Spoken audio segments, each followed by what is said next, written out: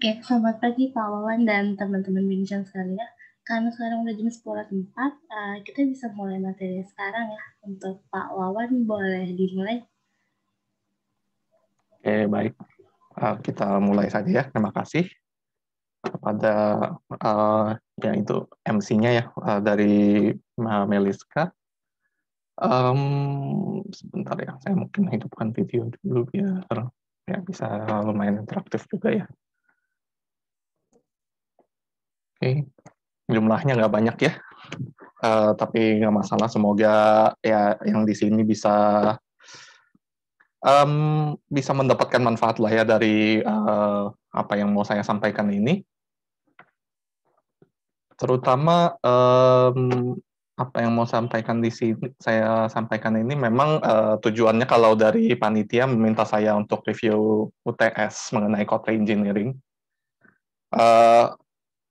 Kalau kalian ikuti course-nya, ya kalian akan mendapatkan manfaat mengenai masalah UTS-nya, tapi saya ingin sekali untuk setidaknya bisa membuka wawasan kalian juga tentang code engineering ini sebenarnya ilmu semacam apa, gunanya buat apa di dunia nyata, sehingga saya sangat berharap talent-talent teknologi di Indonesia ini bisa berkembang dengan sangat baik lah ya, karena banyak sekali hal yang mungkin saya boleh bilang dasarnya tidak kuat, sehingga banyak sekali hal-hal yang malah menjadi menyusahkan ke belakangnya bagi mungkin senior-senior developer yang mewujudnya kebetulan menjadi masalah-masalah yang dibahas di code engineering kali ini. Sampai sini.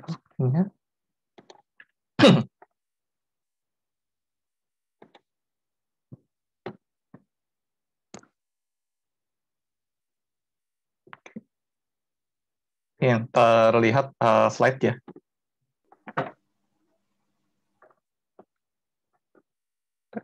Ya, share screen-nya. Bentar, saya stop dulu.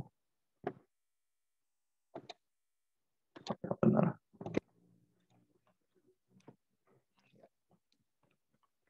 Jadi kembali lagi tadi ke apa yang saya sampaikan ya. Saya ingin sekali memberikan kalian pemahaman dan mungkin juga mengarahkan supaya mindset kalian benar mengenai apa yang dimaksud dengan code engineering ini, yang sebenarnya bahasa yang sering kita pakai itu lebih sering dipakai refactoring dibandingkan re-engineering. Ini mungkin di BINUS dipakai re-engineering supaya lebih keren ya. Ini memang case-case di dalam dunia teknologi yang suka sekali menggunakan istilah yang lebih keren buat branding dibandingkan mungkin istilah yang secara teknis lebih benar. Jadi nggak cuma di sini aja sih. Terutama mungkin saya perkenalkan ya, nama saya Wawan.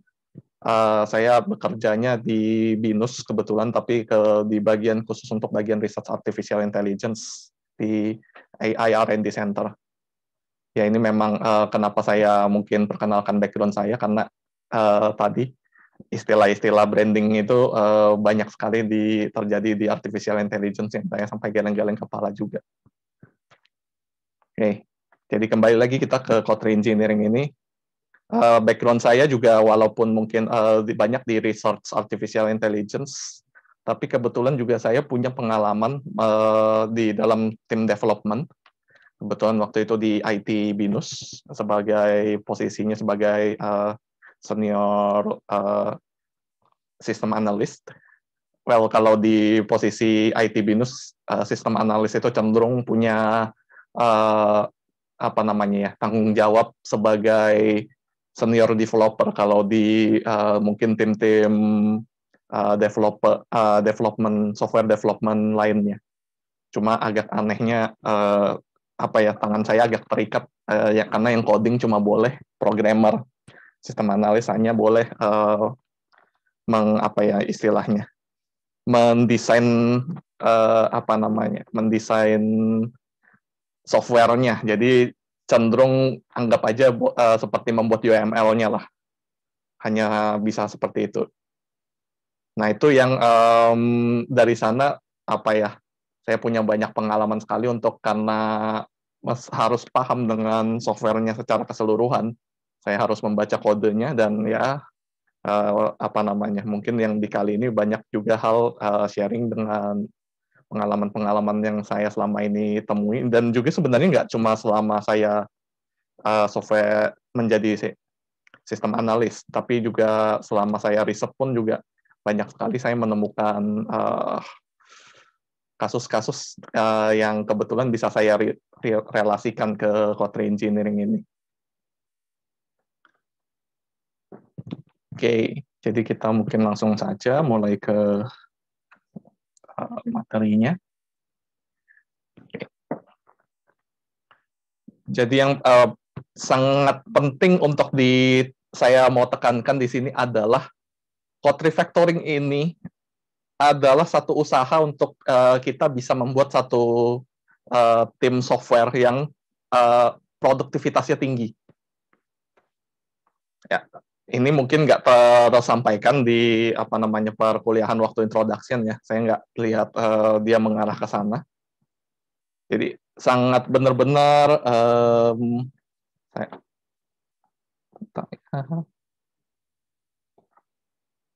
jadi benar-benar ini camkan sekali bahwa dengan kalian bisa code refactoring ini dengan baik, itu adalah satu kontribusi kalian yang luar biasa terhadap kinerja tim. Karena pada kenyataannya nature dari coding ini sendiri itu tidak bisa hanya dibuat oleh satu atau dua orang. Software itu terlalu besar untuk ditangani oleh satu atau dua orang. Itu harus dikerjakan dengan effort dari satu tim. Nah, ini memang satu hal yang kadang bisa disalahpahami oleh banyak orang, sehingga mungkin kalau perusahaan-perusahaan kecil itu biasanya hire hanya satu orang bahkan untuk mengerjakan semua hal. Itu sedikit mustahil untuk bisa membuat maksudnya membuat software yang bagus. Yang pada kenyataannya adalah harusnya kita punya tim untuk membuat software tersebut. Dan ya ini saya mungkin memberikan ini ya, kasusnya itu mirip seperti kayak kalau misalnya ada seseorang saja yang di antara satu tim itu kerjanya jelek, jadi kalau bikin kode itu akan kita sebut sebagai bad code. Ini celakanya bukan hanya di satu orang ini, tapi satu tim akan kena dampaknya. Dan itu juga sangat luar biasa sekali dampaknya, walaupun yang dia lakukan itu hanya satu hal kecil saja. Nah, ini nanti memang saya akan mereview dari pola-pola yang dikenalkan di course ini, dari awal bloater sampai ke ya ada bloaters, change preventers, dan berikut-berikutnya itu. Tapi saya spesifik mengambil beberapa kasus yang bisa memberikan gambaran kepada kalian bagaimana ini kalau misalnya dilakukan oleh seseorang yang entah sengaja atau tidak akan merusak kinerja tim, sehingga kinerja tim itu kita kayak melakukan sesuatu yang sebenarnya nggak perlu, dan itu bahkan harus mungkin seminggu baru selesai. Padahal kalau misalnya dari awal dibuat dengan baik kodenya, mungkin hanya perlu waktu tambahan sekitar 10 menit. Bisa kita selesaikan dalam waktu 10 menit juga misalnya. Tapi gara-gara dia lakukan itu, seminggu baru selesai, misalnya perbaikan berikutnya. Ya, jadi ini kita seperti anggap aja seperti maraton gitu ya. Jadi anggap aja ini ada satu orang developer ingin sedang membuat kode. Kemudian kode itu kan disimpan, dan kemudian kalau misalnya tiba-tiba ada masalah, ada orang lain yang akan masuk ke dalam kode tersebut. Ya, ini yang harus diperhatikan ya. Jadi kodenya yang buat dengan yang memperbaiki itu bisa berbeda kalau kita kerja dalam satu tim. Nah, kalau yang membuat ini kodenya nggak bagus, maka ketika orang baru masuk ke dalam kode tersebut, itu akan memberikan beban luar biasa kepada dia, untuk pertama memahaminya aja, jadi belum mulai coding pun memahaminya aja mungkin perlu 2-3 hari. Sudah selesai dipahami, baru mulai memperbaiki. Kalau di dalam beberapa kasus bad code itu, memperbaikinya aja juga nanti perlu 2-3 hari, padahal yang dikerjakan 1-2 baris saja sebenarnya. Tapi 1-2 barisnya itu nyebar kemana-mana, itu shotgun surgery itu ya. Jadi, sangat tidak produktif sekali. Pada akhirnya jadinya 1 minggu tuh, buat menyelesaikan satu perbaikan yang sebenarnya itu harusnya sederhana, dikerjakan dalam waktu 10 menit selesai. Kebayang ya jadinya apa namanya, kenapa ini adalah satu hal yang penting sekali untuk kita sebagai developer paham, karena kita bisa membuat produktivitas tim kita jadi luar biasa efektif hanya dengan memastikan bahwa setiap tim itu paham dengan apa yang dimaksud dengan kode yang jelek dan pola kode yang bagus ya. Jadi ya seperti yang saya sebutkan tadi ya, bad code itu kalau kita definisikan, ini menurut definisi saya aja, jadi nggak saya ambil dari buku manapun. Bad code ini adalah ketika kalian itu misalnya membuat kode yang kemudian kode itu malah setelah tadi selesai dikerjakan berjalan, jadi nggak ada masalah sama sekali dengan input outputnya benar semua. Tapi ketika ternyata input output yang sudah benar ini ternyata harus ada perubahan, misalnya ada perubahan logika. Kemudian yang ada orang baru yang masuk ke sana untuk menambahkan perubahan tersebut. Kemudian ketika dia baca, ya ini benar-benar kenapa saya taruh gambar seperti ini, itu benar-benar wow. Ya yang membaca itu benar-benar kayak sakit kepala gitu ngelihatnya, ini gila, ini orang ngapain dia bikin kode seperti ini. Matilah ini ngerjainnya seminggu ini baru selesai. Benar-benar seperti itu. Padahal maksudnya logikanya yang mau ditambahkan paling cuma 1 baris gitu. Tapi dia harus perbaiki dulu kodenya misalnya supaya mungkin pola bad code-nya itu bisa dihilangkan dulu, baru kemudian dia masukkan logika barunya. Itu kalau developernya yang kedua baik ya. Terkadang juga ini yang jadi sedikit masalah. Kalau nggak dilatih dengan baik, nanti developer keduanya pun juga setelah melihat ini, aduh, ini ngerjainnya malas lah. Ya udah tambahkan aja. Jadi kerjanya tetap 1 minggu, tapi dia nggak memperbaiki bad code-nya. Karena perlu usaha ekstra misalnya untuk memperbaikinya. Yang dalam hal ini yang namanya memperbaiki bad code ini adalah yang kita maksud sebagai refactoring dalam course ini. Jadi ya dia pada akhirnya tidak memperbaiki juga, dibiarkan saja. Nanti developer ketiga masuk lagi, dilihat lagi, karena makin banyak bad code-nya, makin males dia mengerjakannya kan. Aduh, ini banyak banget ini bad code-nya. Dia nggak lakukan lagi. Nah, ini bad code yang makin lama makin bertambah ini, yang mungkin sudah dikenalkan di course ini di pertemuan paling awal disebut sebagai technical debt. Ya, maksudnya hutang teknis. Ya. Jadi makin lama hutangnya makin banyak sampai pada akhirnya itu nggak bisa terbayar, terus nggak bisa terbayar terlalu banyak untuk bisa dibayar dalam mungkin misalnya kita developing perlu waktu 1 bulan gitu untuk hanya membayar semuanya. Sehingga pada akhirnya ya kualitas softwarenya secara umum buruk sekali. Mau memperbaikinya pun juga susahnya sudah setengah mati. Karena nggak dari awal sudah diperbaiki bad code-nya itu dibiarkan terus bertumpuk.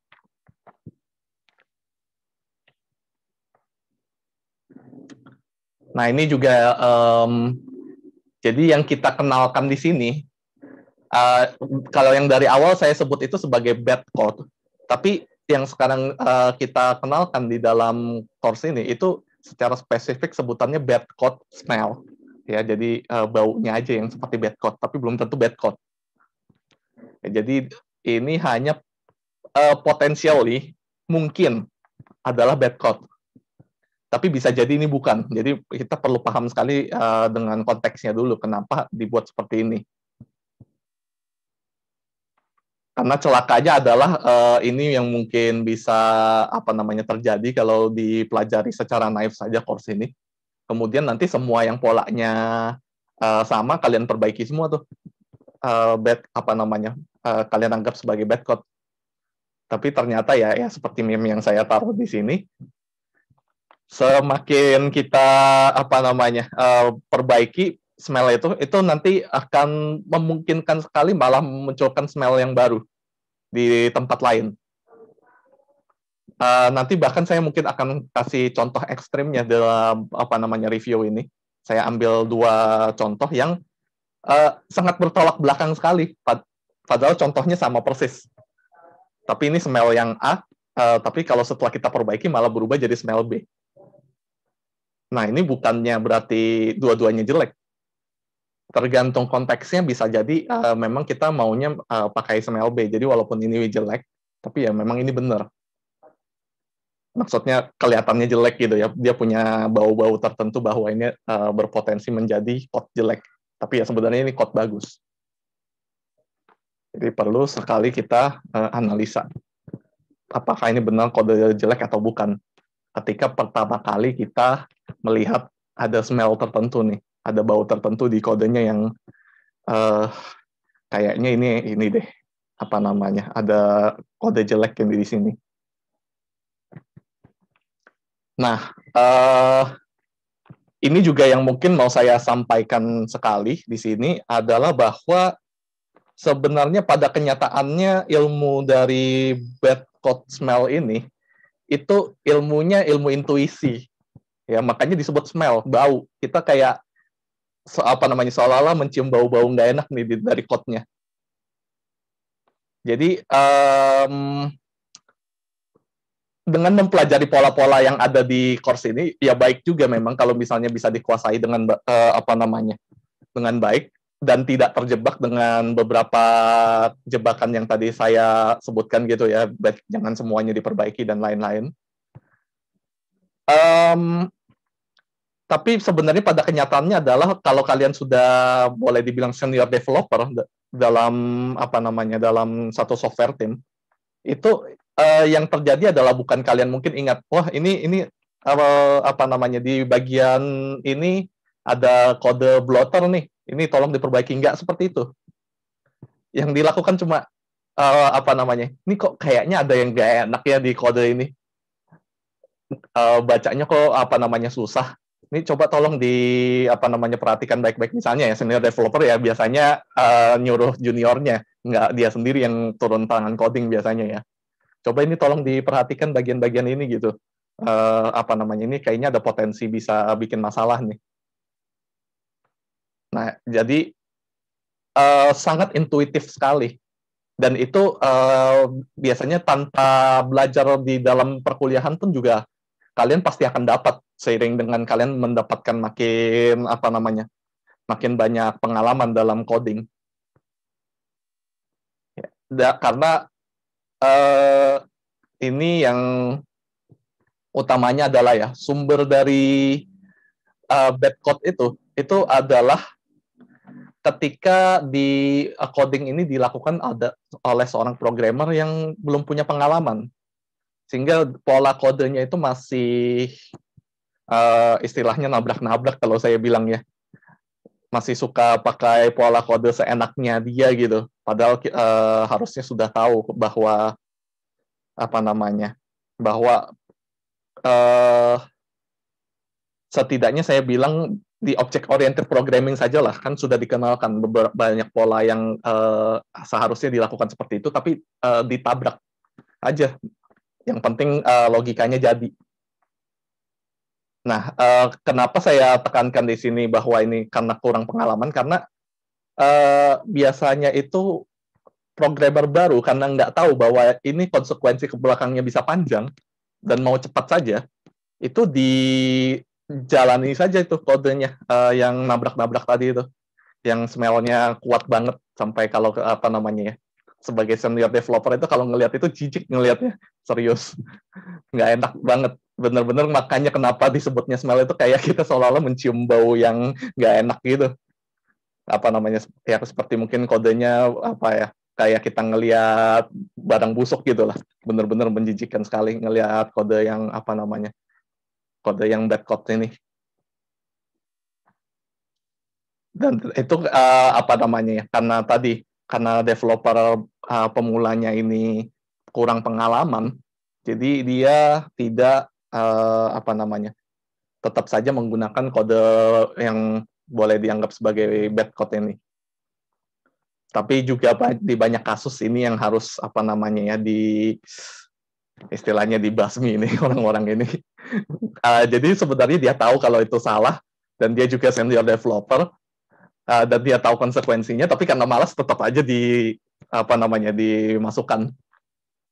Nah ini jadi kalau misalnya kita sudah punya intuisi yang bagus tentang code smell ini, bad code smell, kita sebenarnya bisa juga mengidentifikasi nih orang-orang yang mungkin sebaiknya jangan kita pakai dalam tim kita.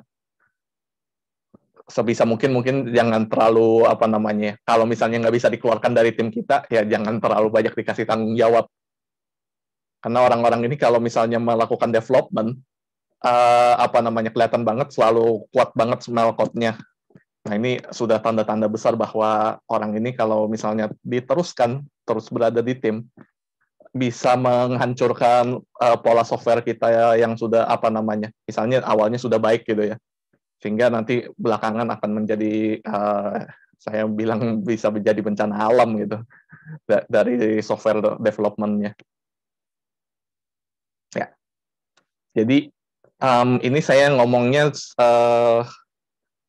praktisnya aja di dunia nyata ya. Jadi sebenarnya kalian nggak belajar ini pun nggak apa-apa. Maksudnya belajar iya boleh, tapi nggak usah diingat-ingat baik-baik. Bahkan saya sendiri pun juga setiap kali mau ngajar baru saya ingat lagi namanya. Tapi kalau misalnya saya ketemu di dunia nyata, ya saya langsung bilang aja ini kodenya biasanya sih saya kalau ngomong ke orang dalam bahasa sopannya, ini kodenya terlalu naif, kurang kurang diperhatikan bla bla blanya gitu.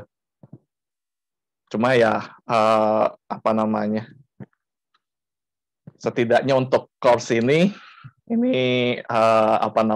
memang salah satu hal yang tidak terlalu bagus dalam sistem pendidikan yang ada di dunia sekarang bahkan ya. Karena kalian diuji dengan menggunakan mid exam dan final exam begitu, ya mau nggak mau kalian harus ingat nama-namanya dan pola-polanya seperti apa. Pada kenyataannya sebenarnya juga kalau misalnya saya misalnya diminta gitu ya untuk mengenalkan pola tertentu, saya perlu mikir agak lama gitu untuk bisa keluar. Tapi begitu saya lihat kodenya yang smell-nya jelek, itu langsung langsung saya bisa tunjukkan tuh banyak halnya. Ini nggak bagus, bagian ini bisa berpotensi begini. Cuma ya tetap aja saya nggak akan terlalu ingat namanya apa. Ya, jadi course ini boleh kalian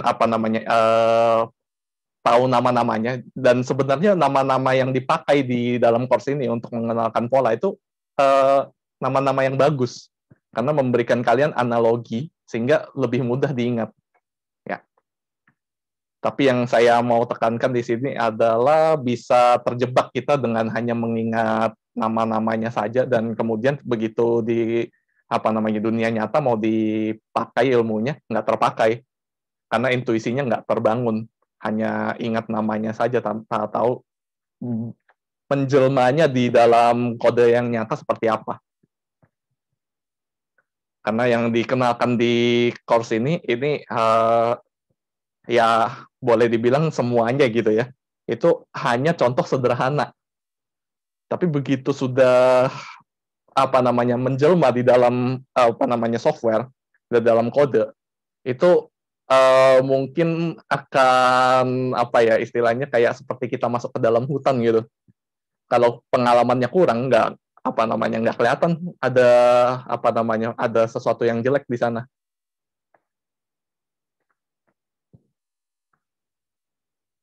Oke. Nah ini juga saya selalu tekankan, terutama kalau di kelas code reengineering saya ya, Untuk bisa ngikutin course ini dengan baik, bisa paham dengan baik, uh, saya sangat-sangat menyarankan kalian untuk review kembali mengenai object-oriented programming. Karena banyak sekali pola yang ada di kasusnya yang dikenalkan sebagai untuk di refactor di sini, itu sebenarnya adalah teori standar di object-oriented programming. Pola-pola best practice yang ada di object-oriented programming. Jadi kalau kalian bisa secara baik menguasai object-oriented programming, cenderung bad code kalian itu minimal. Ya, ada beberapa sih kode-kode bad code juga, tapi nggak mengarah ke object-oriented programming. Tapi di course ini dikenalkannya kebanyakan object-oriented programming, dan memang di kenyataannya saya lihat penguasaan object-oriented programming ini yang merupakan hal penting untuk bisa membuat seorang developer itu bisa menjadi developer yang baik. Nih, saya kebetulan sekali punya pengalaman yang unik dalam hal software development, tapi karena dalam konteksnya adalah riset, saya juga selain sebagai orang artificial intelligence gitu ya, saya juga bekerjanya itu di bawah Research Center Bioinformatics, yang dalamnya itu isinya bukan hanya orang developer yang punya basicnya itu di computer science, tapi juga banyak di biologi, dan banyak juga ada orang statistik. Dan ini yang sering saya lihat sekali, tipe-tipe orang yang nggak punya pengalaman dalam hal, bukan nggak punya pengalaman ya, nggak punya dasar teori yang baik coding mengenai object oriented, tapi terpaksa harus coding. Karena sekarang kan zaman sekarang biologi pun juga mesti bisa komputer. Orang biologi pun mesti bisa komputer. Orang statistik pun juga mesti bisa komputer. Nah, ini sering sekali smell yang kuat ini keluar dari kode-kodenya mereka.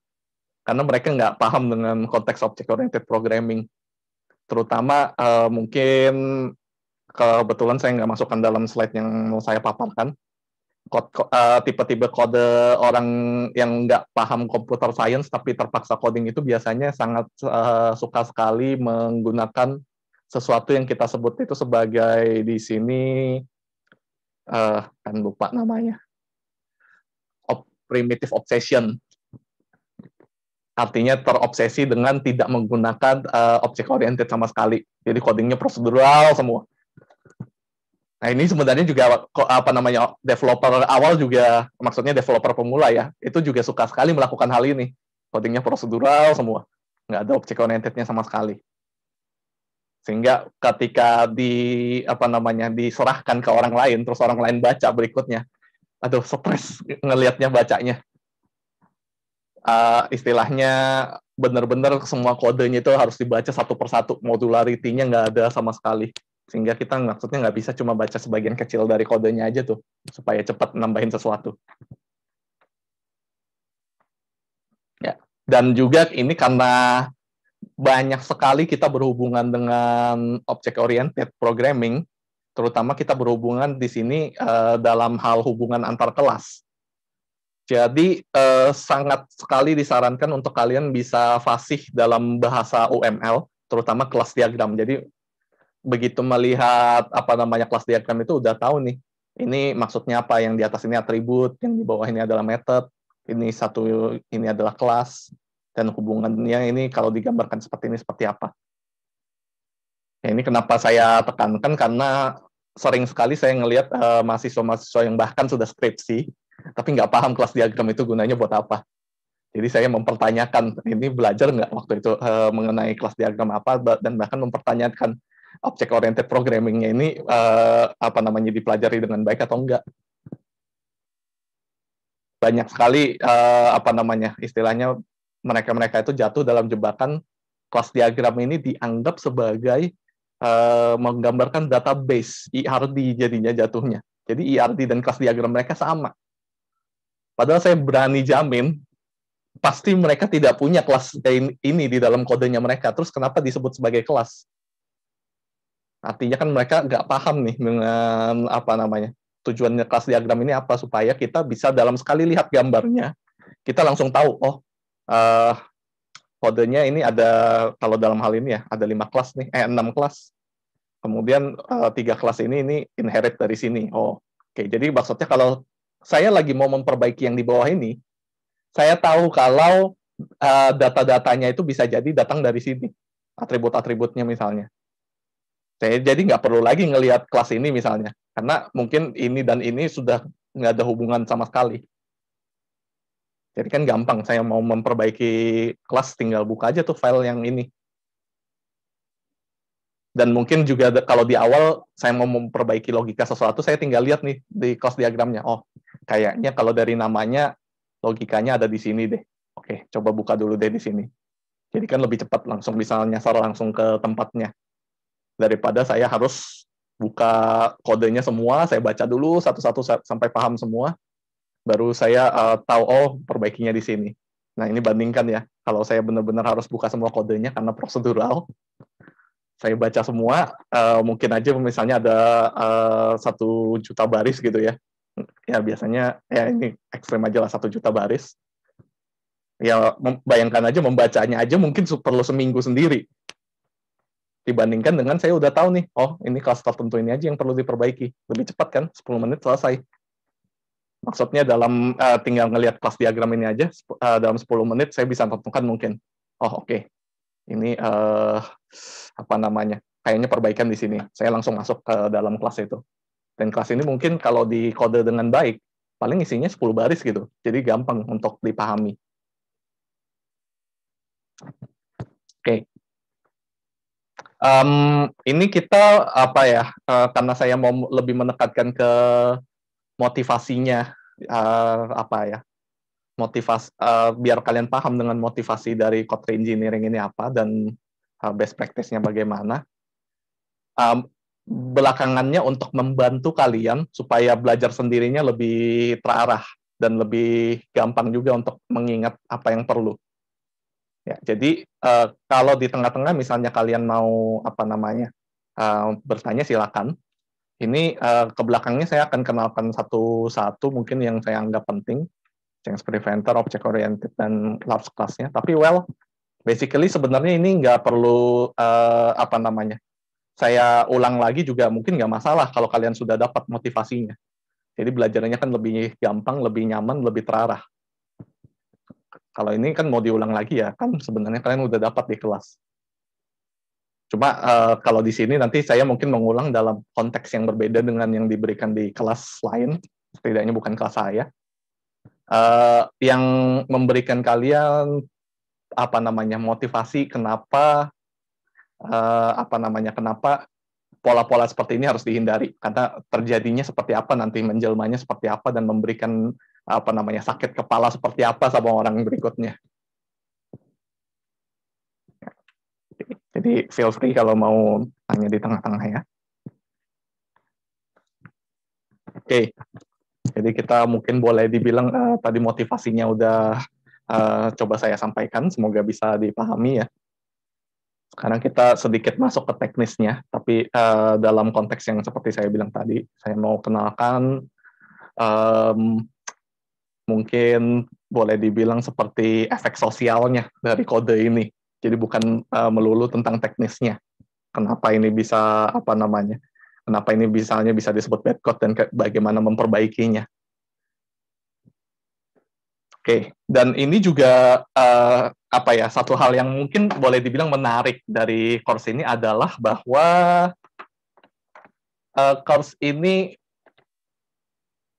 hampir semuanya itu diambil dari setidaknya yang untuk sebelum UTS hampir semuanya diambil dari link ini. Ini saya udah buka ya. Oke, jadi dari bloaters sampai ke couplers ini sudah ada semua. Kalau misalnya kalian mungkin bisa membaca apa namanya, membaca dan memahami semua yang disampaikan di web ini. Jadi mungkin misalnya anggap aja seperti ini ya. Kita buka bloaters. Nah, ini apa namanya, kalau kalian bisa paham ini maksudnya apa, dan kemudian coba buka satu contohnya. Ya, jadi ini long method yang memang satu contohnya, dan kalian bisa paham ini akan sangat apa namanya ya, istilahnya kalian jadi punya satu sumber yang sudah cukup lengkap untuk bisa belajar tanpa harus mungkin terlalu mengandalkan diajarkan oleh dosen. Cuma sedikit kelemahannya dari source ini adalah dia tidak memberikan contoh kasus. Dan ini juga sedikit terjadi di apa namanya, istilahnya jadi misleading, saya bilangnya, di apa namanya, di slide yang diberikan di Binus Maya. Jadi yang di apa namanya, ini ada masalah yang namanya long method, itu tidak diberikan contohnya sama sekali. Yang dia berikan contohnya di sini adalah teknik memperbaiki. Jadi misalnya ini ada extract method gitu ya. Oke, nah ini yang kalian mungkin ketemu di slide kalian. Ada contoh problemnya seperti ini, solusi seperti ini. Oke. Ini biar kalian terbantu juga ya untuk belajar sendirinya. Saya sebut saja bahwa ini adalah contoh problem yang bisa diselesaikan dengan extract method. Tapi bukan berarti bahwa karena kita bukanya dari long method ya, bahwa ini adalah contoh untuk long method. Oke, mungkin untuk supaya jelas dengan apa yang saya sampaikan ini, saya langsung masuk ke contoh pertama dari bloaters yang mau saya ambil di sini, yaitu adalah large class ya. Ya, ini by the way kenapa gambarnya juga saya ambilin, karena gambarnya menarik buat bikin kalian apa ya, bisa ingat dengan baik lah apa yang dimaksud misalnya bloaters ini ya. Bloaters ini adalah cenderung adalah kode yang berkembangnya terlalu besar sehingga karena sudah terlalu banyak barisnya, bacanya susah. Oke, jadi ya kalau dianalogikan ini saya suka dengan analoginya. Ya, dibuat apa namanya kodenya seperti monster besar begini yang udah perlu apa namanya satu pasukan untuk bisa menghadapi kode ini. Dan ya by the way ini kalau ngelihat dari apa gambar ini sebenarnya merujuk ke ini ya, apa namanya, kode-kode di sini ini kebanyakan merujuk ke gambar ini nih, kelas diagram ini. Ya bentuknya ada 3 baris begitu. Ada 3 apa namanya 3 section. Ini kan juga dia nih ada 3 section ya. Jadi ini sebenarnya satu kelas nih, tapi kelasnya jadi berkembang luar biasa besar sehingga susah untuk ditangani. Oke. Nah ini saya ambil dari slide Binus Maya yang asli ya. Large class apa namanya diberikannya seperti ini, atau mungkin jangan yang large class ya. Saya ambil yang lain deh. Yang large method aja, yang long method berarti dia ada di bloater. Oke, yang long method ini ya. Kalau kita ngelihat contohnya hanya seperti ini. Ini apanya yang long ini kan nggak panjang sama sekali gitu. Jadi ini sebenarnya bukan contoh long method. Tapi memang kalau kita ketemu long method beneran, terus tahu polanya, 1 atau 2 bagian kecilnya itu akan ada pola seperti ini misalnya, yang kita kemudian bisa selesaikan dengan teknik yang namanya extract method. Oke, jadi ini apa namanya ya, memberikan kalian pemahaman dulu tentang ini materinya dibuatnya seperti apa, dan jebakan-jebakannya seperti apa supaya mungkin kalian jangan sampai belajarnya terjebak sehingga salah paham dengan apa yang harusnya dipahami. Ya, jadi nanti berikutnya kalau kalian ketemu seperti ini bahwa ini ada apa namanya long method, extract method dengan slide-slide yang bentuknya seperti ini belum tentu mewakili contoh dari problem yang dikenalkan di atasnya ini.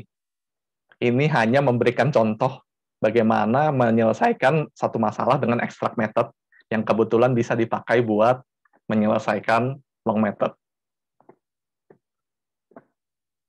Oke.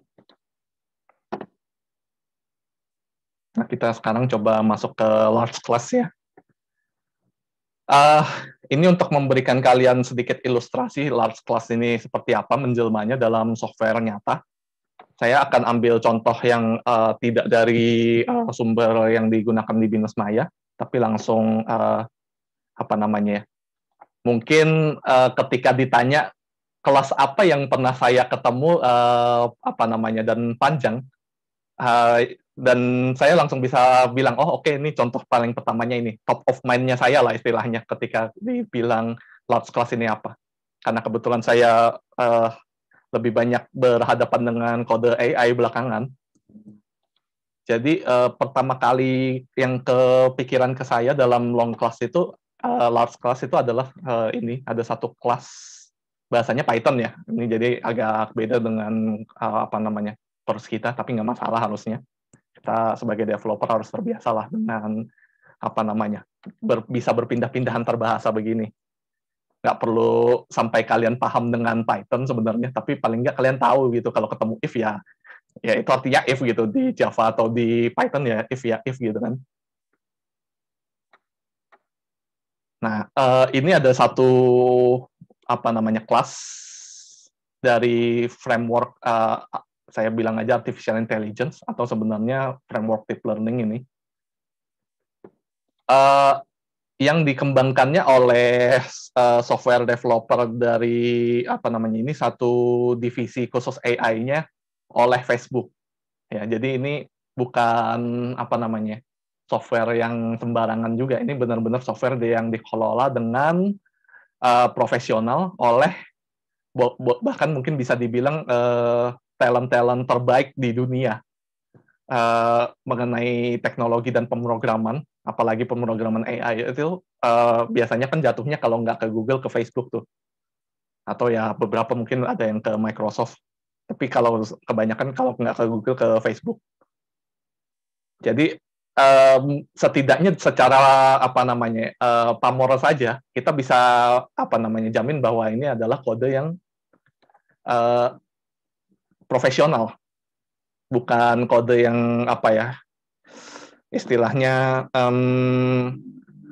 terjadinya kalau misalnya pun ada bad code smell di sini, itu terjadinya bukan karena developernya pemula atau developernya malas. Ya mungkin malas bisa sih, tapi percaya aja lah harusnya enggak juga. Mereka kan lingkungan kerjanya profesional. Tapi tetap saja di sini kelasnya kalau kita buka, itu panjangnya luar biasa nih. Ya, ini saya tarik aja ya. Sekilas memberikan gambaran aja. Ini satu kelas panjangnya luar biasa ini. Dan ini saya tahu memang bukan apa namanya ya, bukannya males, jadi codingnya semua dimasukkan ke dalam sini. Ini kelas yang bagus sekali, tapi memang terpaksa harus panjang karena logikanya banyak sekali.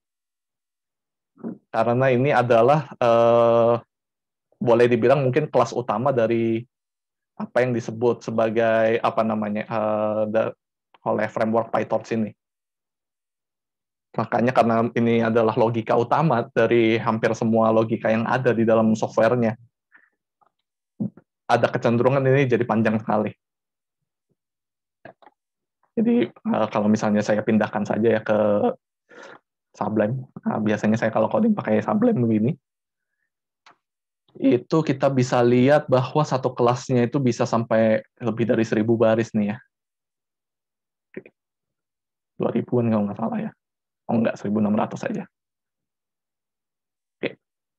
Nah, ini walaupun tadi saya bilang apa namanya ya, adalah sesuatu yang benar, jadi bukannya ini adalah bad code yang terjadi karena malas gitu ya, atau karena orang yang nggak kurang berpengalaman, tapi tetap saja ini memiliki smell yang apa namanya yang disebutnya sebagai large class, karena apa namanya kode seperti ini memberikan kita apa ya, memberikan kesulitan kepada developer berikutnya untuk melakukan maintenance terhadap kelas ini. Karena untuk mungkin saya mau mengubah satu atau dua logikanya aja, yang mungkin aja misalnya masuknya ke barisnya mungkin saya ambil acak gitu aja ya. Oke, misalnya seperti ini. Misalnya anggap aja apa namanya, ternyata ada yang typo nih, salah, bukan self parameters tapi parameter. Nah, untuk menemukan ini di antara 1.600 baris, mungkin saja itu akan luar biasa sulit. Karena modularity-nya dalam satu kelas ini kan sudah sangat terbatas ya. Jadi nggak bisa lagi pakai teknik kayak saya baca kelas diagram dulu, baru langsung apa namanya masuk ke intinya. Karena ini sudah satu kelas sendiri nih, besar banget. Jadi tetap ini adalah kode yang smell-nya kuat, maintenance-nya susah, tapi mau nggak mau harus begini ya. Ini memberikan ini juga ya, satu contoh ke kalian bahwa jangan semua kode kalian lihat smell-nya kuat gitu ya, terus kalian apa namanya perbaiki. Ini kalau sampai kalian bongkar jadi beberapa kelas, kalian bagi-bagi, apa namanya bisa malah terjadinya malah apa namanya ya, bisa terjadi bencana malah di dalam tim kita, karena logikanya sekarang tidak bisa lagi kita merujuk langsung ke satu kelas ini lagi. Jadi untuk bisa menemukan apa namanya istilahnya sesuatu yang mau diperbaiki malah apa namanya jadinya kita bingung nih, ini ada di kelas yang mana. Dulu kan kelasnya seperti ini, satu logika aja, gampang. Dan secara matematikanya juga memang kenapa harus disatukan nih, karena memang secara konsep ini memang satu konsep matematika saja ini.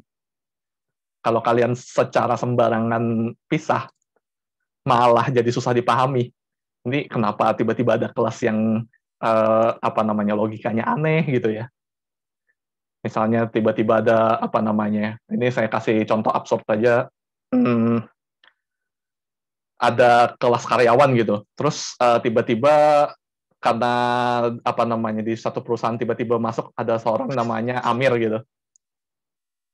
Nah, si Amir ini apa namanya karena baru masuk dan kerjanya unik misalnya, tiba-tiba ada kelas namanya Amir di dalam kode kita. Nah, itu kan nggak boleh tuh. Amir cuma satu orang dia aja, masa kita demi dia memasukkan satu kelas di dalam kode kita? Itu nggak benar gitu.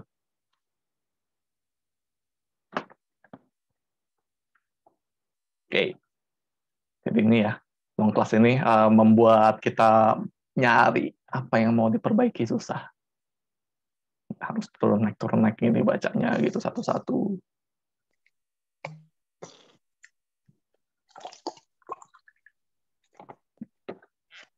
Ini adalah yang unmute, mau nanya atau enggak ya kayaknya.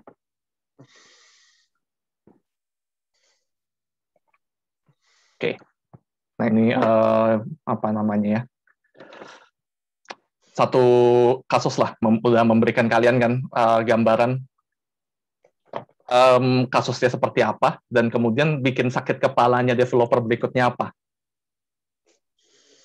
Ya, nah, sebenarnya kalau kalian bisa paham dengan baik aja template ini ya, selalu kalau misalnya ketemu masalah, misalnya kalian mau pelajari satu-satu nih, ada large class mau dipelajari, terus misalnya mau pelajari change preventer yang shotgun surgery, kalian mau pelajari. Setidaknya untuk apa namanya saya selalu mencoba mencari tahu ini masalahnya apa dan bikin sakit kepalanya developer berikutnya apa. Dengan cara seperti itu saya jadi apa namanya paham konteksnya. Oh, oke, kayak gini. Sehingga ketika saya ketemu kode ini benar-benar ketemu di dunia nyata, langsung saya tahu nih, karena ketika baca saya langsung kebayang gitu. Kalau saya mau ngubah sesuatu yang bener aja, aduh ini masa saya harus ngubah di sini, dan di sini gitu. Sakit kepala sendiri. Jadi maksudnya saya udah tahu sakit kepalanya saya apa kan. Makanya dengan apa namanya begitu belajar pola ini saya langsung tahu, oh jadi kalau ketemu kode-kode begini nanti bakalan sakit kepala nih saya di bagian ini gitu. Kalau misalnya saya harus memperbaiki ini. Jadi dua hal itu mungkin yang bisa kalian coba apa namanya pakai template-nya gitu ya dalam belajar. Temukan masalahnya itu kalian pahami apa, dan kemudian masalah ini bisa bikin developer berikutnya sakit kepalanya seperti apa. Oke, jadi ini large class ya. Nah, baru kemudian mungkin kalian belajar mengenai solusinya. Jadi di dalam large class ini kan dikenalin nih beberapa teknik. Ini saya mungkin langsung masuk ke large class-nya aja ya. Kenapa dibukanya di sini? Large class.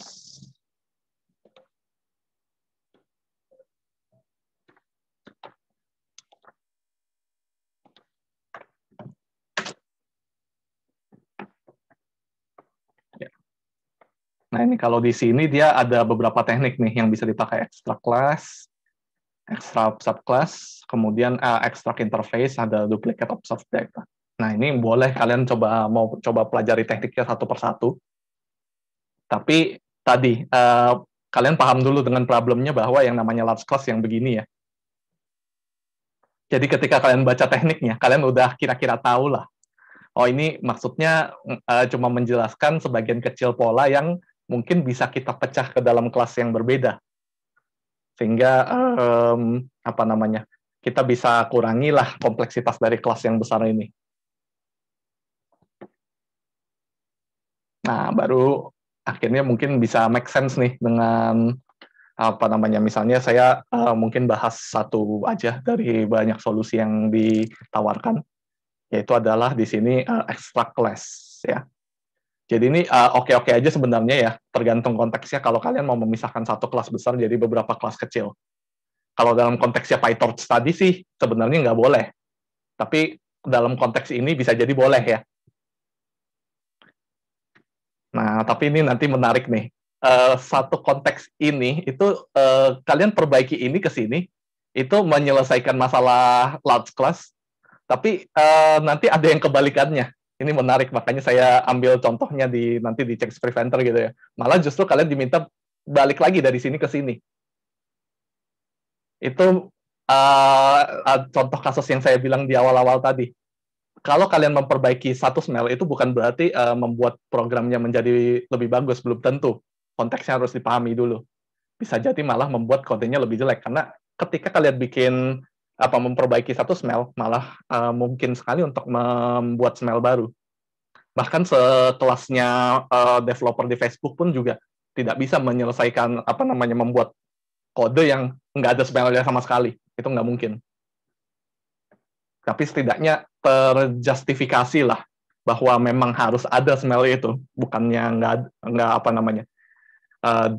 diberikan di dalam kode karena orangnya itu kurang pengalaman atau malas. Oke, di sini kita coba bahas teknis saja ya tentang extract class ini. Jadi extract class ini adalah misalnya dalam contoh kasusnya kita kita punya satu kelas ada person seperti ini. Tapi kemudian kalau kita lihat baik-baik di sini kelasnya dia punya atribut ada dua begini ya, ada office area code, ada office number, kemudian ada get telephone number. Setidaknya kalau misalnya kelasnya hanya segini aja gitu ya, jadi nggak ada atribut lain atau metode lain, kita bisa perhatikan bahwa kelas person ini kok kayaknya didominasi dengan informasi telepon number-nya aja ya. Jadi dari semua atribut dan metode yang dia punya, itu 2 atribut dari 3 atribut itu telepon number. Kemudian satu-satunya metode yang dia punya juga tentang telepon number. Jadi secara alami orang yang punya dasar object-oriented programming yang bagus akan merasa bahwa ini satu konsep sendiri nih. Ada office area code sama get telephone number ini. Satu konsep yang kita bisa abstraksi menjadi kelas yang namanya telepon number aja nih. Seperti ini. Oke, jadi kita bisa pindahkan konsepnya ini, konsep telepon number ini menjadi satu kelas baru. Kemudian person-nya ini tinggal mengambil saja. Istilahnya dia bukan mengambil ya sebenarnya, kalau dalam konteks object-oriented programming, menginstansiasi objek telepon number di dalam dirinya si person. Kemudian dia tinggal mengambil saja nih telepon number-nya. Tapi atributnya itu terenkapsulasi di dalam kelas telepon number ini. Sehingga dengan begini kan jadinya gini, kalau misalnya saya mau memperbaiki hal yang berbeda dari telepon number di class person, misalnya saya mau memperbaiki nama variabelnya bukan name, harusnya nama gitu misalnya. Begitu saya ngelihat kelas diagram begini sekilas, jadi enteng kan buat saya ngelihatnya, oh ini class person isinya cuma ada satu atribut, oke gampang. Nah, tapi bayangkan kalau misalnya ternyata telepon number ini nggak cuma dua, misalnya ada 100 atribut, semuanya tentang telepon number, penuh di dalam satu class person ini. Terus anggap aja saya nggak tahu bahwa yang harus saya perbaiki adalah name-nya. Sehingga kan begitu sekilas melihat yang di kiri ini, saya perlu liatin satu-satu kan atributnya dari atas. Oke, ini ada atribut namanya name, telepon number, sampai 100 atribut, baru saya bisa kira-kira tahu mungkin kayaknya mungkin atribut ini ya yang bermasalah ya. Oke, baru kita masuk. Ngasih waktu kan, perlu baca 100 kali atribut. Mungkin anggap aja kalau misalnya satu atribut bacanya 1 detik gitu ya, 100 detik hilang cuma buat paham tentang logika person ini. Padahal kalau dari awal desainnya sudah bagus begini, 1 detik saya langsung tahu, oh oke, ini ya yang perlu diperbaiki ya, beres. Oke, jadi 1:100 jadinya ya. Kalau misalnya atributnya sampai 100. Dan sepertinya kalau sudah ngelihat contoh kasus ini, nggak mengherankan kalau ada kelas yang isinya 100 atribut buat kalian ya. Barisnya aja sampai 1.600 gitu. Oke ya. Nah, jadi ini contohnya. Ini kelasnya kecil. Tapi tadi saya bawa ke konteksnya kalau dia ternyata memang sebenarnya kelas besar, akan memberikan keuntungan kepada kita kalau bisa kita pisahkan logikanya. Selama pemisahan logika ini tidak membuat developer berikutnya malah jadi gagal paham gitu ya dengan maksudnya person ini apa. Oke. Nah, ini ada berikutnya mengenai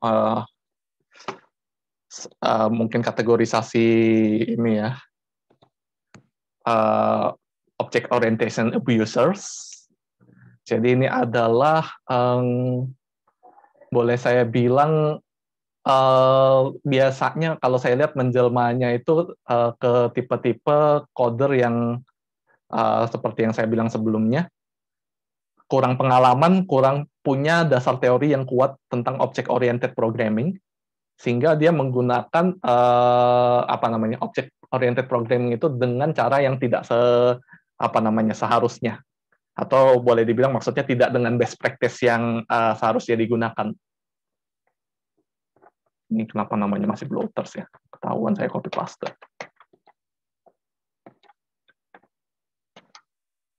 Ini hati-hati ya. Nggak cuma di slide begini. Copy paste code pun juga bisa ini ya, bisa bikin hal yang bermasalah juga. Ada di beberapa smell itu kejadiannya gara-gara kita senaknya copy paste aja tuh.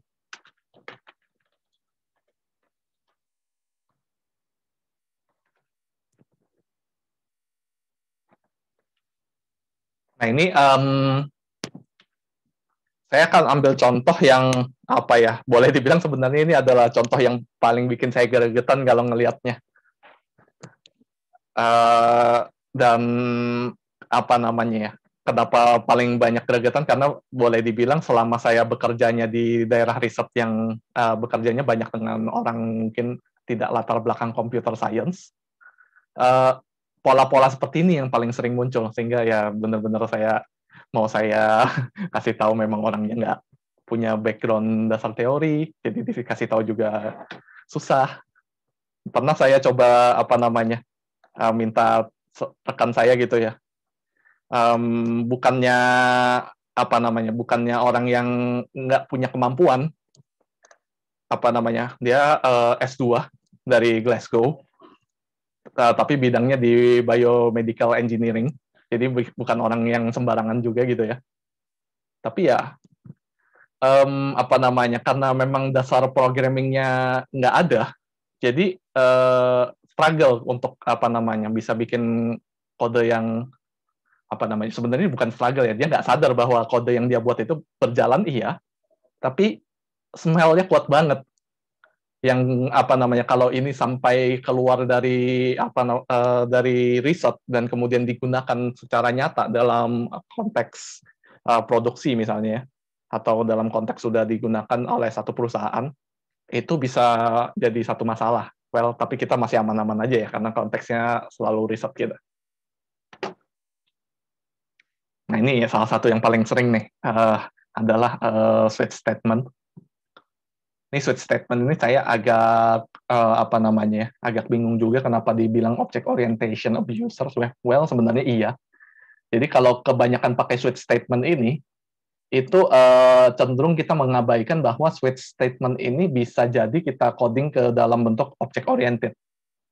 Tapi dipaksa ke apa namanya, supaya sederhana ngodingnya, dipaksa menjadi harus dalam switch, atau dalam hal ini switch ini sebenarnya if dan else ya. Jadi coding-coding logika menggunakan if itu sebenarnya juga switch. Ya, ini harusnya mungkin kalian paham ya, kalau bahasanya di C++ kan switch dan if sebenarnya kita bisa pakai bergantian.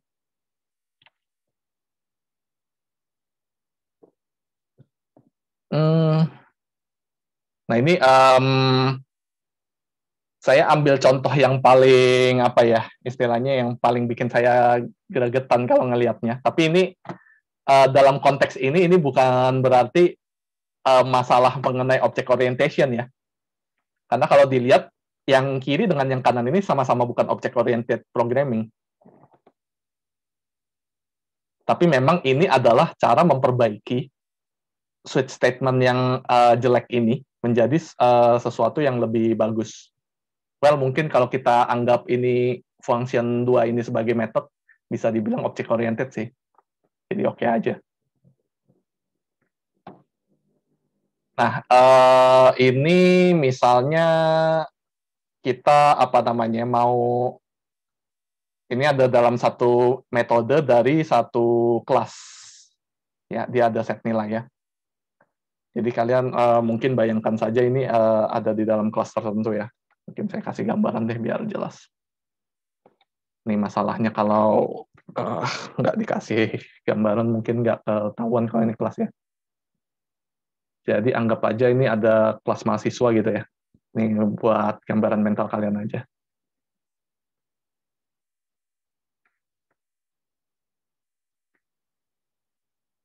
Gitu ya. Nah, di dalamnya ini ada metode ini. Oke.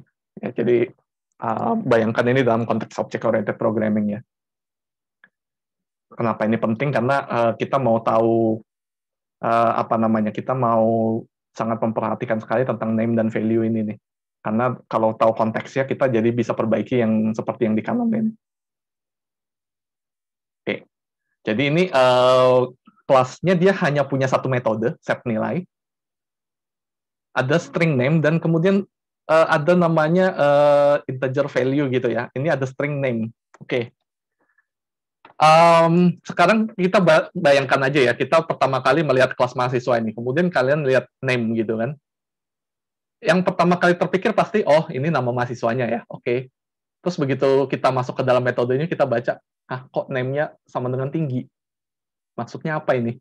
Oke, baca dulu ya, baik-baik ya. Ada if name-nya equals tinggi. Jadi namanya si orang ini tinggi. Masa sih? Kayaknya enggak deh. Jadi awal baru kita lihat ternyata di sini di set nih height sama dengan value.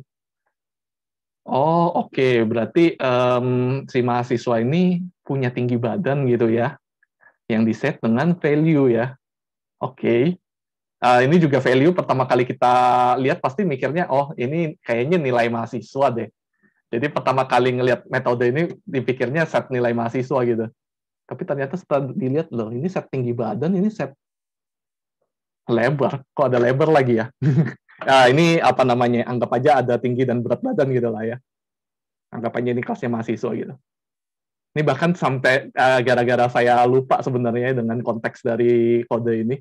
Makanya begitu saya ngelihat set nilai, saya langsung ngasih contoh kelas mahasiswa. Padahal ternyata bukan kan. Ini tinggi lebar ini kayaknya geometri deh. Kelihatan kan bahwa misleading sekali namanya. Jadi ini ada tinggi, ada lebar. Aduh. oh ternyata ini aslinya begini tuh. Tujuannya buat ngeset tinggi sama lebar dari geometrinya. Tuh. Terus ini nih, yang paling saya sebel kalau ngeliat ini nih. Ini ngapain dikasih name equals tinggi gitu ya. Ini kita typo sedikit aja, hancur lebur ini kodenya. Tingginya misalnya G-nya kurang 1 gitu, tinggi. Kalau misalnya dilakukan seperti itu, terus kodenya berjalan aja dengan baik gitu, dan kita nggak punya case untuk mencoba masuk ke tinggi begini, nanti ke suatu saat kalau terjadi bug, itu setengah mati kita mau mendeteksinya bisa masuk sampai ke sini. Karena kita masukkan inputnya udah bener gitu, tinggi. Terus nggak keluar apa-apa. Error pun nggak gitu ya. Karena if-nya lewat-lewat begini aja nih. Ya ini kebetulan ada dikasih assert ya, jadi masih agak lumayan lah, bisa terhenti nanti di sini. Tapi kalau sampai assertnya pun ini nggak ada, mati ini kita ngedebuggingnya. Karena akan keluar error yang modelnya atau bug yang modelnya inputnya benar, outputnya salah, tapi nggak ngasih error apa-apa. Itu mungkin kalian sering sekali ya ketemu kalau mungkin sudah punya pengalaman software developing. Nah itu tipe-tipe kode yang switch statement yang dipaksa hardcode begini, itu menjelmanya bisa jadi seperti itu bugnya. Makanya nih saya begitu ngelihat begini nih biasanya jijiknya luar biasa dengan kode seperti ini. Aduh ampun deh. Nah ini yang bagusnya adalah kita perlakukanlah dia seperti best practice dalam best practice object oriented programming yang benar. Kalau kita punya satu konsep yang namanya tinggi, itu adalah atribut dari sebut aja si mahasiswa ini, ya dia punya hak lah ya, saya bilang punya hak untuk punya setternya sendiri. Jadi set tinggi dan set lebar ini harus ada setternya masing-masing. Jangan dilakukan set seperti ini. Karena jadinya, apalagi ini kalau misalnya kelasnya besar gitu ya, jadinya kita lihat ada metode namanya set nilai, tapi set nilai ini apaan sih? Cenderung kan biasanya kalau best practice object oriented, kita pasti bilang, oh ini mungkin atribut nilai ada nih. Terus kita ke atas, lihat atributnya, kok nggak ada atribut nilai, terus ini nggak set apaan? Ya, kira-kira seperti itu lah.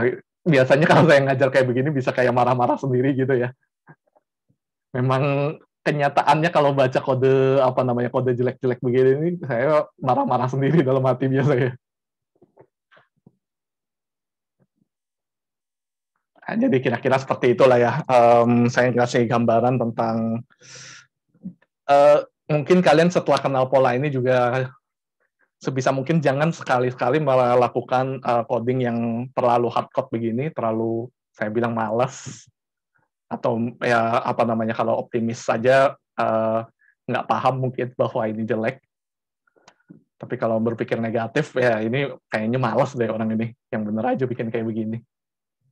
Itu sebisa mungkin dihindari. Dan ini bentuk-bentuk switch statement ini nggak melulu harus bentuknya benar-benar seperti ini ya. Dia bisa mewujud ke banyak hal, banyak bentuk begitu. Ya paling gampangnya mungkin misalnya saya ambil lagi deh dari aslinya ya.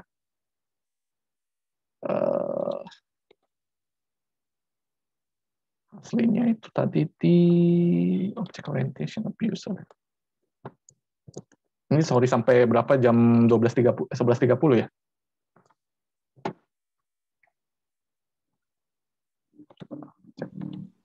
11.40 Pak. 11.40 ya. Oke. Ambil jaga-jaga waktu juga saya ya. Ini baru object orientation abuser kita. Belum semuanya jadinya.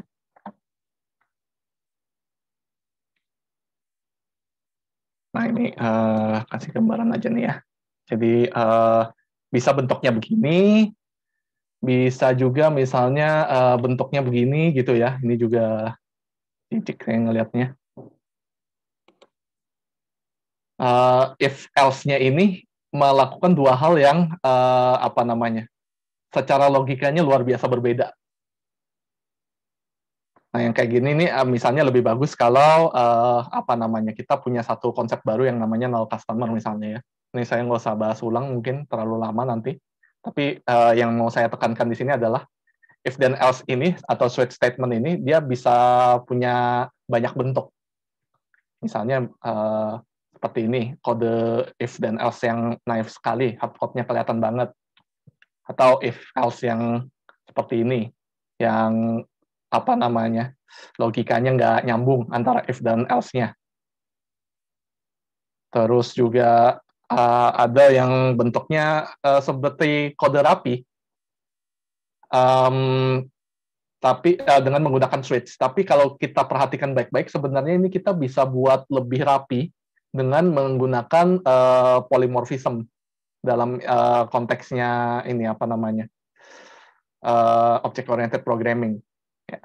Ini kalau kalian mau paham case yang ini, mungkin review lagi tentang polymorphism ya. Nah, cuma memang apa namanya, mungkin kalau mau saya sebut di sini ya, tergantung konteks. Yang di kiri ini juga sebenarnya bisa jadi oke, nggak masalah. Kalau misalnya logikanya nggak terlalu apa namanya, nggak terlalu susah, kayak cuma satu baris begini aja per switch. Bahkan sebenarnya dalam contoh kasus yang ini aja, saya lebih suka pakai yang di kiri daripada yang di kanan mungkin ya. Karena setiap apa namanya, dalam hal ini kan ini ada kelas burung yang ada burung Eropa, burung Afrika, burung Norwegia gitu ya. Ini kiri kanannya aja nggak nyambung sebenarnya, ini ada Indonesia sendiri. Tapi bedanya dia cuma apa namanya, beda satu baris gini aja. Nah, kalau sesimpel ini mending pakai switch biar bacanya enak. Tapi kalau ternyata ada banyak hal yang harus dibedakan antara beberapa burung, misalnya ada burung yang nggak punya sayap dan punya sayap gitu kan, jadi atributnya beda sendiri. Nah, itu jangan sampai di coding dipaksa hardcode dengan menggunakan switch. Itu akan luar biasa susah sekali maintenance-nya. Kalau sudah sampai atributnya beda antar burung ini, lebih baik dibuat kelas yang berbeda. Ya, kira-kira gambarannya seperti itu ya. Nah, ini jadi bentuknya bisa banyak gitu. Kalau udah pengalaman, bisa kelihatan apa namanya, tipe-tipe if dan else yang boleh dibilang sekali lihat aja terasa gitu, ada feeling menjijikan ngelihatnya. Tapi kalau yang ini nggak terlalu sebenarnya kalau menurut saya sih.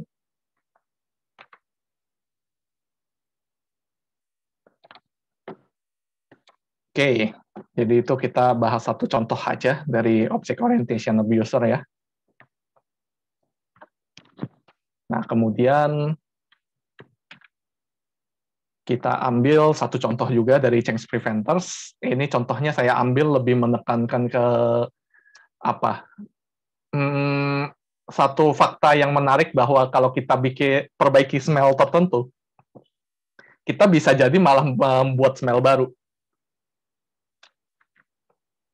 Nah, ini saya ambil contohnya yang shotgun surgery dari slide Binus Maya.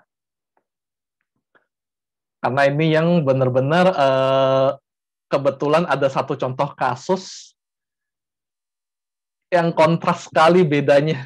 Maksudnya benar-benar kontras bolak-balik dengan yang sebelumnya kita kenalkan di large class. Mungkin saya copy paste aja ya sebentar ya. Dari sini, sebelah-sebelahan biar bisa dibandingin ya. Oke. Jadi tadi di large class kita punya begini, dimintanya person.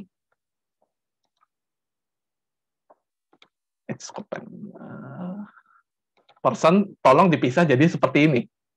Tapi di satu apa namanya sisi kita punya masalah lain yang namanya shotgun surgery, yang malah justru yang begini tolong dijadikan begini. Bolak-balik kan, jadi maksudnya kita memperbaiki large class malah jadi shotgun surgery. Kita memperbaiki shotgun surgery malah jadi large class. Nah, ini yang apa namanya, kemungkinan juga salah satu alasan terbesar misalnya kenapa kode PyTorch tadi dia tetap ada di large class, menghindari sesuatu yang mungkin akan sangat repot sekali kalau mau di maintenance, sesuatu yang mirip dengan shotgun surgery. Ya, jadi shotgun surgery ini istilahnya adalah ketika kita mau melakukan perubahan logika, Tapi logikanya itu ternyata istilahnya kayak kita copy paste aja dari satu kelas ke kelas lain, nggak digeneralisasi. Jadi sebut aja apa namanya? Kita punya logika if nilai mahasiswa lebih besar daripada 80 dan A gitu ya. Jadi ada satu baris begitu di kelas ini. Nah, tapi kemudian logika yang benar-benar sama persis di copy paste, ditaruh di metode yang kelas ini, ditaruh di metode kelas ini, ditaruh di metode kelas ini, dan semua metode yang ada di sini gitu ya. Sehingga kalau tiba-tiba sebut aja dalam konteks ini binus gitu ya, mau bilang, sekarang A-nya jangan 80, sekarang A-nya 85 ya. Terus saya harus mengubah 100 baris di 100 kelas misalnya, yang logikanya di hardcode dengan 80, angka 80 itu. Padahal sebenarnya coba dari awal dibuat aja nih, ada super kelasnya. Yang apa namanya, yang menaungi semua kelas di bawah ini. Dan kode apa namanya lebih besar daripada 80-nya taruh aja di super kelas itu gitu. Jadinya kan saya tinggal ubah super kelasnya aja. Subkelas-subkelasnya ya udah akan ngambil data dari sana kan. Tapi kalau misalnya kejadian software development-nya karena males gitu ya, logikanya daripada bikin kelas baru copy paste aja lah ke semua kelas kedua gitu. Nah, ini mungkin kejadiannya bisa gini. Jadi malas pertamanya cuma bikin 2 kelas. Terus ada orang ketiga bikin kelas baru, subkelasnya dari mahasiswa. Terus dia ngelihat, loh ini logikanya copy paste aja di 2 ini. Terus dia males dipindahin ke super kelasnya, taruh lagi di sini gitu. Orang ketiga. Orang keempat lihat malas begini, ditaruh lagi sampai nanti 100 kali perubahan. Jadi ada 100 kelas yang kodenya duplikat sana sini. Orang ke 101-nya ya udah sakit kepala ngelihatnya kan. Mati lah ini masa ngubah 100 kelas. Ya itu baru satu baris. Kalau misalnya banyak baris di banyak kelas kan bisa kebayang lah ya apa namanya.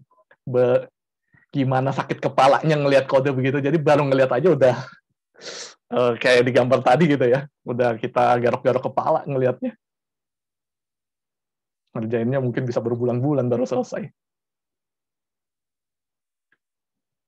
Oke, nah ini contoh yang memang bisa di apa namanya ya, di contoh teknik yang bisa digunakan di shotgun surgery. Jadi shotgun surgery itu bisa jadi karena ini ada kelas-kelas yang secara konseptual itu sebenarnya bisa digabungkan, tapi dipaksa dipisah.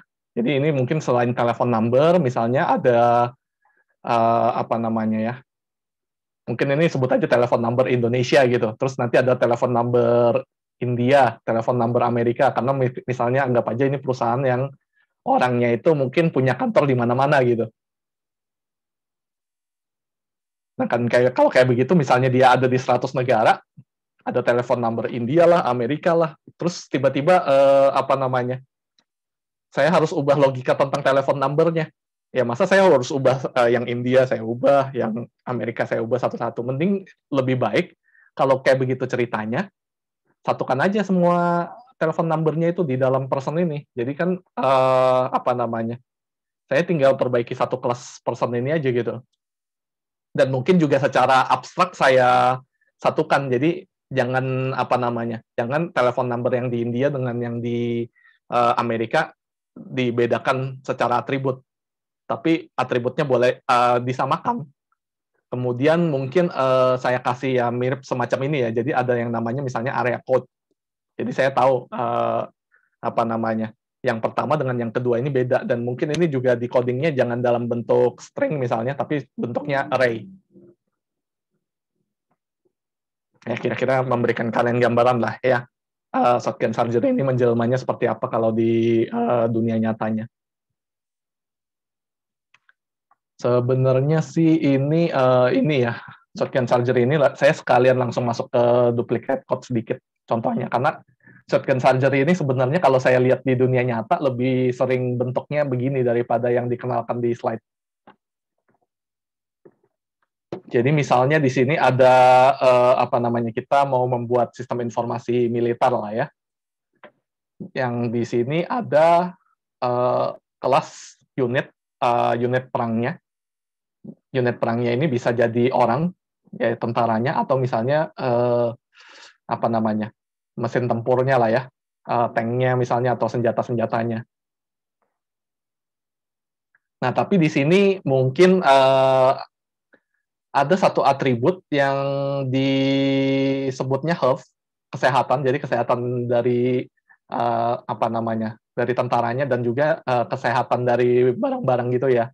Istilahnya seperti mungkin apakah dirawat dengan baik atau enggak tanknya atau senjata-senjatanya. Nah, ini adalah satu contoh bad code smell yang buruk sekali karena health ini antara soldier dan tank mungkin sekilas agak beda, tapi secara logika harusnya bisa disamakan. Tapi ini tersebar nih, jadi soldier punya health-nya sendiri, tank punya health-nya sendiri, mungkin misalnya nanti ada pistol begitu ya, kemudian mungkin ada bom, granat, dan lain-lain, yang dia punya health-nya masing-masing. Sehingga kalau misalnya, apa namanya, sebut aja tadi ada 100 unit perang, yang punya health-nya masing-masing dan kemudian logikanya sebenarnya sama dan kemudian tiba-tiba mau di apa namanya dikasih nih, oke, health-nya kalau di atas di bawah 60 tolong benda ini dibuang gitu. Ini ada logika baru mau dimasukkan ke dalam kodenya. Terus ya masa harus saya coding satu-satu nih health di sini apa namanya lebih kecil dari 60 dan buang. Terus nanti ke tank lebih kecil dari 60 dan buang gitu. Terus nanti ada pistol, nanti ada granat, nanti ada bom, semuanya saya coding satu-satu begitu health-nya. Lebih kecil dari 60, lebih kecil dari 60, lebih kecil dari 60 gitu. Ya, mati kan kita mau ngodingnya satu-satu gitu. Ya, itulah kenapa namanya di dalam apa namanya website-nya itu disebutnya sebagai change preventer. Ini membuat developer berikutnya itu enggan mau mengubah sesuatu di dalam kode ini karena mau mengubahnya itu benar-benar merepotkan sekali, kerjanya banyak sekali dan berulang lagi. Ini terutama orang-orang apa namanya programmer gitu ya yang biasanya mungkin suka menyelesaikan masalah. Ngerjakan hal berulang-ulang gini ini penderitaan luar biasa.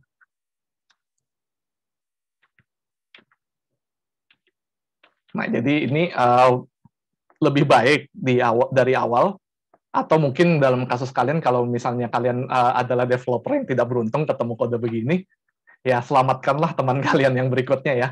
Refactor. Nah, ini saya kasih gambaran tentang apa sebenarnya maksudnya refactor. Jadi kalau ketemu bad code begini dan kalian tahu bahwa harusnya dibuat seperti yang di kanan, perbaiki. Jadi seperti dalam contoh kasus ini kita ya walaupun kerjanya harus 100 kali gitu ya, hapus satu-satu yang di soldier, yang di tank, yang di bom, yang di granat, yang di pistol, semuanya dihapus satu-satu, baru kemudian dipindahkan ke dalam unit. Kerjanya banyak iya, tapi demi menyelamatkan teman-teman kita yang berikutnya. Nah, ini yang namanya refactoring itu sebenarnya apa namanya praktek-praktek yang seperti ini. Kita memperbaiki sesuatu yang kodenya sebenarnya jalan. Kalian kalau nggak memperbaiki apapun di sini, tetap jalan aja, nggak ada apa namanya nggak ada sesuatu yang berarti gitu.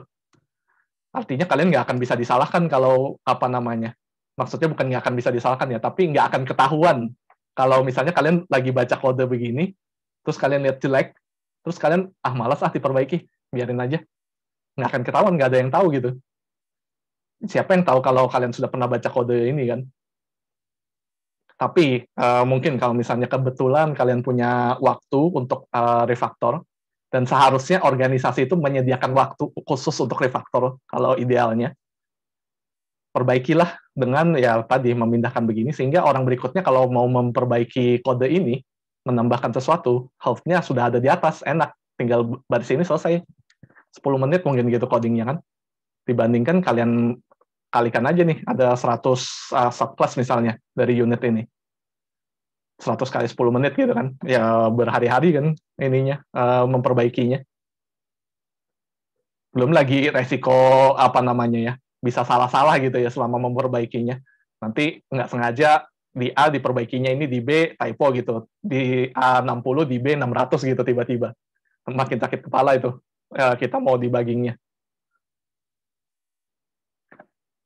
Jadi kita udah baik pun udah apa ya, udah paham pun gimana cara memperbaikinya, kalau apa namanya, istilahnya kita bisa juga jadi orang yang memberikan smell barunya, nggak sengaja, gara-gara smell sebelumnya udah terlalu kuat gitu misalnya. Jadi ini bahayanya memang satu smell kecil aja itu bisa snowballing gitu ya, apa namanya, bisa makin lama makin besar kalau nggak cepat-cepat diantisipasi di awal. Oke, ini tadi kita bahasnya tentang shotgun surgery gitu ya. Berapa mungkin saya ya. Nah, kemudian ada dispensable. Dispensable ini artinya bagian-bagian kode yang harusnya bisa dibuang. Dan saya ambil contoh yang sama aja kayak begini. Ini sebenarnya cenderung maksudnya bisa dibuang adalah nggak duplikat lagi nih. Ini kan duplicate code yang saya ambil ya. Jadi dispensable ini adalah contohnya duplicate code, yaitu kode yang sama persis ada di mana-mana. Nah itu artinya seperti ini. Kenapa disebutnya bisa dibuang? Anggap aja kita cuma memindahkan yang soldayer ke atas gini, halts kan. Sisanya yang di 100 kelas lain kita bisa hapus. Ya makanya dia disebutnya sebagai dispensable di sini. Tapi well ini kita lihat ya, ini juga satu contoh yang baik bahwa satu pola itu sebenarnya kalau dalam cara memanggilnya di website ini itu bisa jadi disebut sebagai shotgun surgery, iya juga, disebut sebagai duplicate code, iya juga. Jadi sebenarnya nggak ada arti kalian apa namanya menamai pola ini. Pokoknya kalau ketemu pola ini perbaikinya gini deh, udah beres, nggak usah kasih nama-nama. Yang penting kalian tahu bahwa kalau polanya begini, perbaikinya begini karena nanti bisa jadi begini. Nggak perlu ada nama, karena malah jadi sakit kepala kan ingat-ingat ini duplicate code apa shotgun surgery ya, nggak penting kan. Ngapain dikasih nama kalau kayak gitu? Tapi ya well, oke, apa namanya, sebenarnya saya suka juga dengan cara website ini mengenalkan ya, karena memberikan analogi yang bagus, visualisasinya juga bagus, sehingga lebih cepat kita dapat polanya. Tapi setelah dapat polanya, lupakan aja namanya, nggak masalah.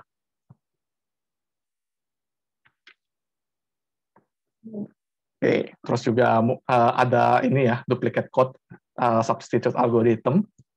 Ini tapi kalau diperhatikan sebenarnya jelmaan yang sama dengan switch statement. Ini kan sama persis kan kalau kalian lihat kan, pakai equals begini.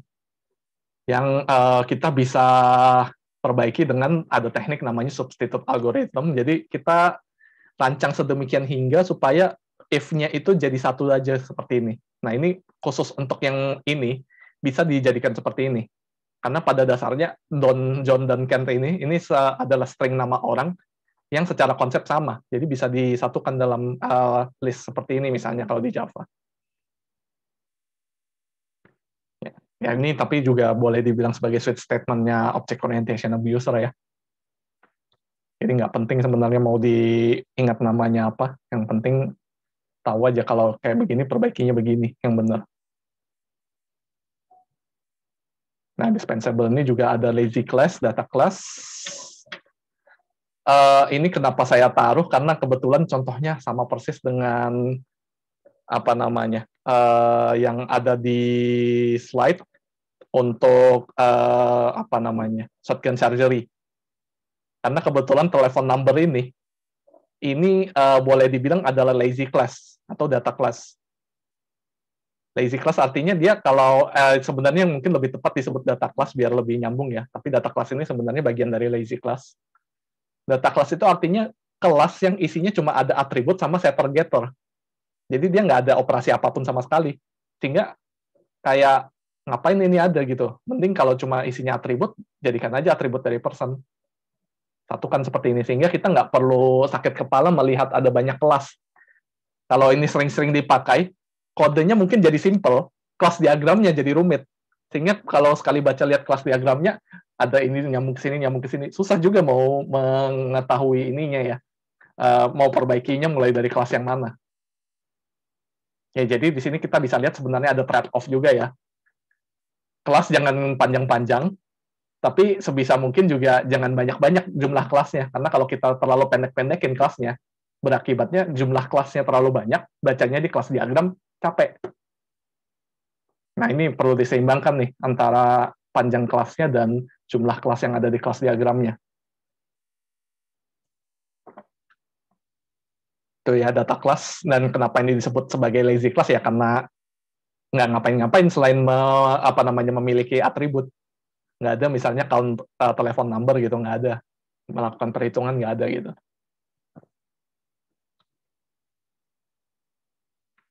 Nah, mungkin ini yang terakhir ya. Dan sebenarnya juga setidaknya di kelas saya belum bahas ini. Jadi ya kalian ada kesempatan nanti mungkin untuk belajar lebih detail di sesi berikutnya. Couplers ini adalah kode-kode yang ini dalam bahasanya saya ya, seperti terlalu nempel dengan sesuatu di yang lain. Sehingga kalau kita mau melakukan perubahan di satu ini, si tempelannya ini perlu kita ubah juga gitu, supaya logikanya masih konsisten. Padahal sebenarnya tempelan ini bisa kita buang nih, kalau tahu caranya. Ya ini kayak parasit gitu ya, nggak penting, menyusahkan, tapi nempel kalau mau dilepas susah juga gitu. Nah ini misalnya ada features env. Ini kalau di slide aslinya nggak ada contoh, tapi kalau aslinya sebenarnya contohnya sama dengan contoh yang ini, move field, yang entah kenapa ditaruhnya sebagai contoh shotgun surgery. Ini sebenarnya nggak shotgun surgery, tapi teknik move field ini dalam konteks tertentu ya bisa digunakan untuk menyelesaikan shotgun surgery sih. Nah ini jadi contohnya seperti ini. Kita punya kelas 1 begini ya, dia punya atribut gitu. Tapi atributnya ini, metode-metode di bawah ini dia nggak pernah pakai atribut ini. Justru metode-metode yang memakai atribut ini, itu adanya di kelas 2 semua. Jadi kalau saya mau mengubah logika di kelas 2 gitu ya, atributnya saya harus ubah lagi di kelas 1 gitu, nempel nih. Jadi saya harus buka kayak 2 kolom gitu di Sublime misalnya. Ini kelas 1 sebelahnya kelas 2. Terus saya harus lakukan perubahan yang secara simultan gitu. Kalau logikanya di sini saya ubah, di kelas yang di atas saya ubah atributnya. Jadi susah gitu, bolak-balik. Atribut diubah, metode diubah, atribut diubah, metode diubah gitu di 2 kolom yang berbeda. Padahal sebenarnya kalau di refaktor dengan baik, kita bisa nih pindahkan field ini ke dalam sini. Karena ya metodenya di kelas 1 juga nggak ada yang pakai field ini, ngapain kita taruh dia di kelas 1, mending kita taruh dia di kelas 2 gitu. Sehingga jadinya orang berikutnya yang memperbaikinya kan jadi nyaman. Memperbaikinya hanya tinggal buka kode di kelas 2 aja. Nah, ini contoh feature env ya. Artinya ada fitur-fitur yang atau atribut-atribut kalau dalam bahasa object oriented programming yang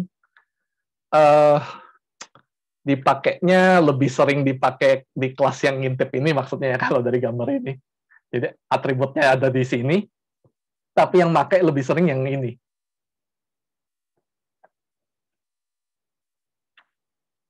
Nah ini juga mungkin di antara couplers yang mungkin paling paling mendekati paling enak lah dianggap sebagai couplers analoginya. Ini adalah yang middleman.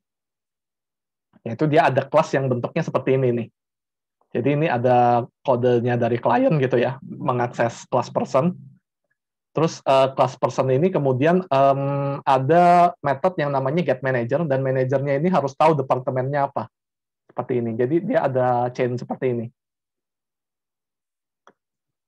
Nah, ini sebenarnya ya kalau chain-nya hanya pendek begini mungkin nggak terlalu masalah kalau dibiarkan, tapi bisa jadi mungkin chain-nya sampai 100 kali. Nah, itu yang mungkin harus kita pikirkan untuk mulai di refaktor. Dan juga tapi secara khusus saya mungkin mau sorot bahwa get manager ini secara logika nggak benar untuk mengambil departemen. Jadi maksudnya kita baca sekilas mana tahu nih, get manager ini ternyata ada ngambil dari kelas departemen kan. Nah, ini yang perlu dihindari dalam object-oriented programming.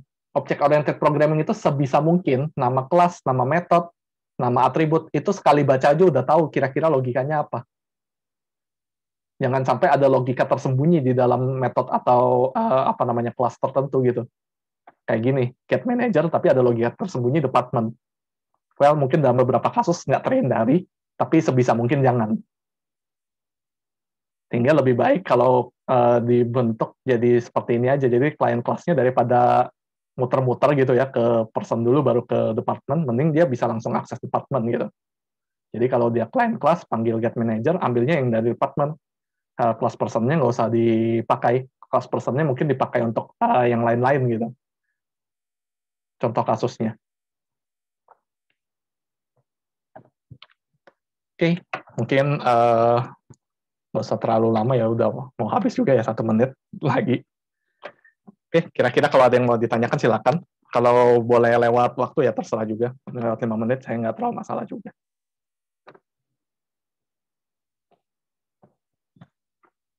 Oke, ya mungkin saya kembalikan ke MC-nya aja ya kalau nggak ada yang mau bertanya.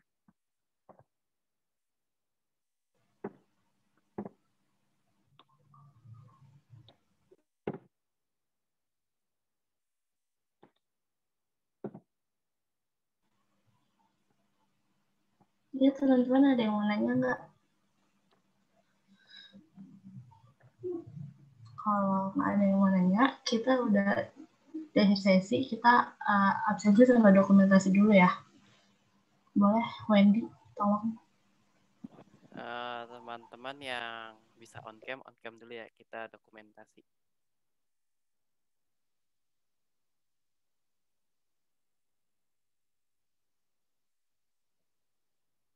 Ada lagi yang mau on cam?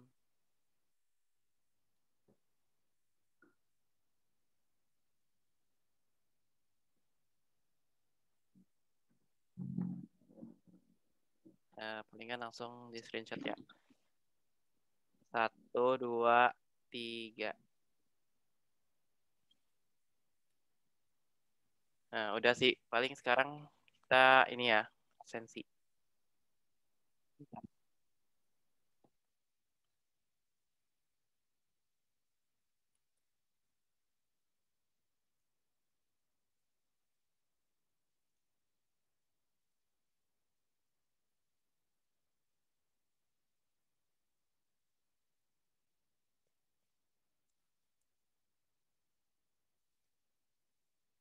Ini udah kelihatan belum?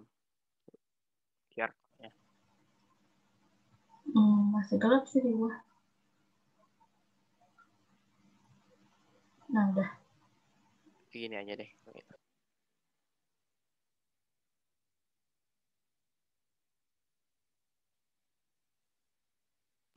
Ini absensinya sampai menit 45 kali ya? Atau berapa? Ya, boleh.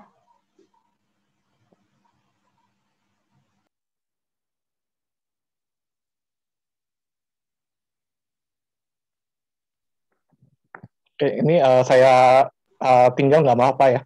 Oh iya, makasih ya Pak Wawan atas Oh ya, waktunya. oke. Saya keluar dulu ya. Makasih, Terima kasih ya. Pak. Semoga sukses ya UTS-nya semua. Iya, Pak. Makasih, Pak. Ya. Makasih, Pak.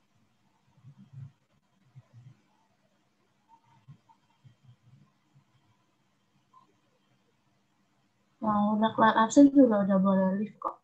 Makasih ya teman-teman udah datang.